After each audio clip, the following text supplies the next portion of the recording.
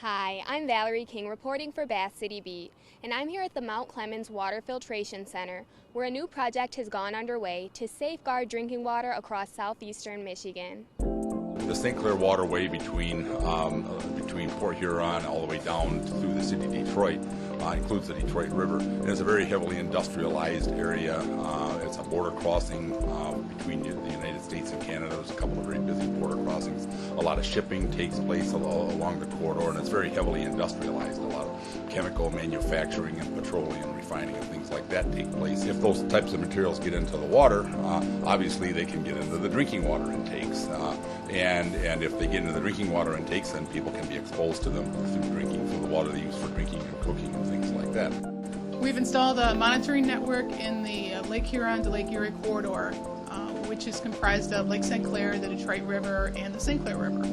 The network looks at water quality data at 13 water treatment plant intakes in the corridor and analyzes that data every 15 minutes. The data is sent to a central server where it's analyzed and processed further. The equipment is installed at the water intakes because that's the initial spot where the raw water, the untreated water is coming in, and that's when we need to make the decision as to whether to continue to bring water into the plant to treat it or to turn the pumps off and let the spill go by if there's a spill out in the lake. We can look for specific and non-specific industrial compounds, total organic carbon, and physical parameters like pH, temperature, chlorophyll, dissolved solids, and suspended solids. That allows us to look for spills, industrial spills, sewage spills, and other kinds of contamination that might get into the water.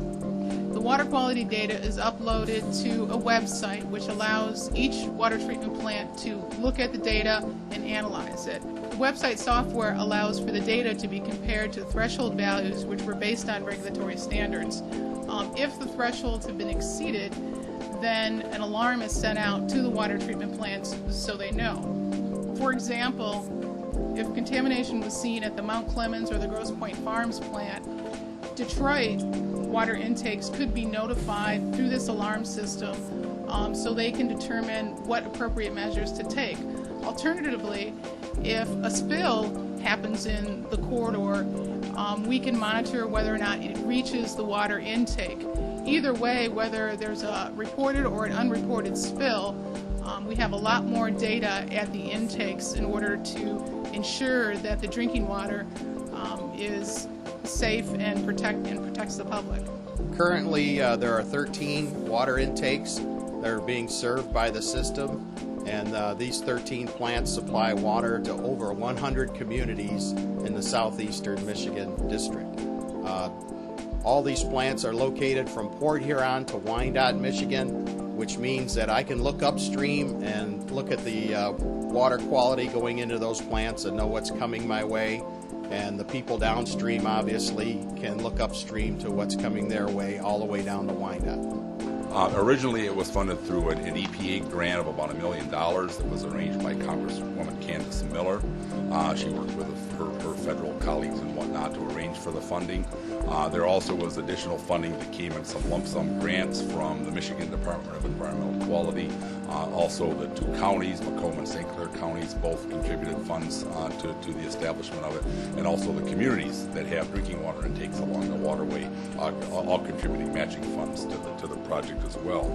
All those funds that were put together were all used for the installation, operation, and maintenance of the system up to this point. As the water plant operator, we're responsible for making sure that we supply a safe, consumable product to our customers, and the source water, protecting the source water is the most important aspect, and that the source is the lake water, the Detroit River, the St. Clair River, Lake St. Clair.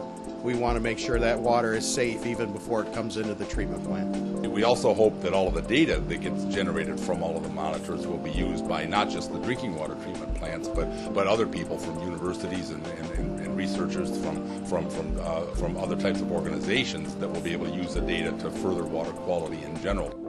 Hopefully the data created by this project can improve more than just our drinking water in the future. For Bass City Beat, I'm Valerie King.